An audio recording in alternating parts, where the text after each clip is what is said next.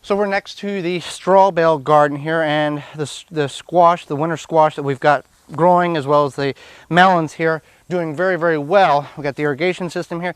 Now this bed here was fallow. We left it alone strictly because we knew that these vines were going to grow over in this area. So what I need to do here, I don't need the vines to be smothered by the weeds here. So what I'm going to do is I'm going to take the weed eater here, completely mow this down flat, remove the irrigation system, and then take cardboard and basically sheet it, put it on top to smother out the weeds so the vines can grow over top of the cardboard and we don't have the weeds to fight with. But we'll show you that as we get to it. So I'm just going to start weeding this down.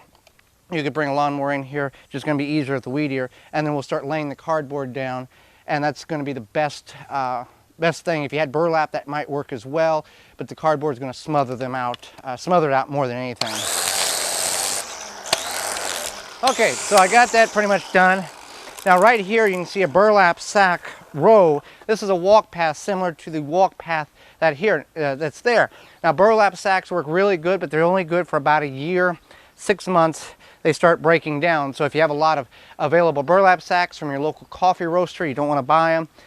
Most roasters will give them away. They have a surplus of them.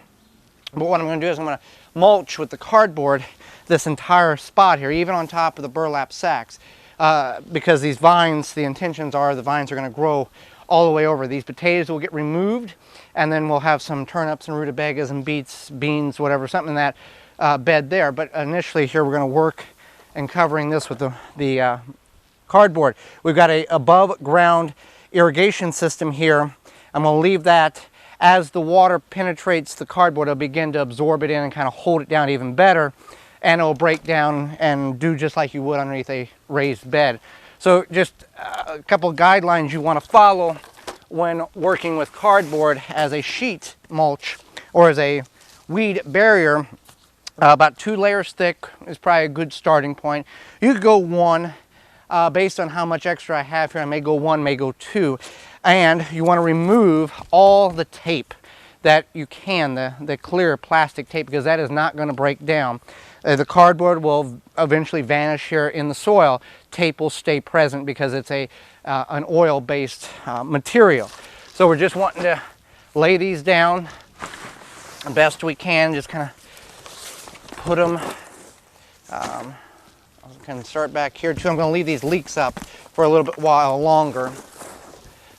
Ink on the cardboard, not really a concern because it's a lot of it soy-based ink. It's not a petroleum-based ink.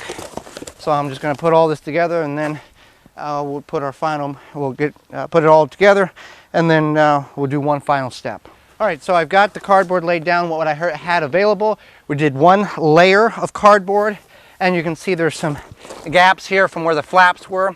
When we get more cardboard, we can layer another layer. You could also at this point come in and put a heavy layer of dry grass clippings on this. You want to dry grass clippings, otherwise if you put wet here, you're going to start molding problems. Chemical-free weed seed grass clippings, you use a couple, an inch or so of a good maybe a foot of straw would be another thing. Now we got the irrigation system in here. It's above ground spring and on our squash, and that can introduce powdery mildew. But if you water them early in the morning and allow the plants to have adequate time to dry out, and they're not going to bed or it getting dark when they're wet, that's where the powdery mildew can persist and start developing. So we'll keep an eye on that. With the system here, it'll start watering down the cardboard and holding it down. You can also bring rocks or other material to kind of hold it down. But looks really good. I got to take the green Hubbard squash here and put it back over here. Now, another thing that you'll notice, at least on some squashes, you'll see right here, you'll see roots start to develop.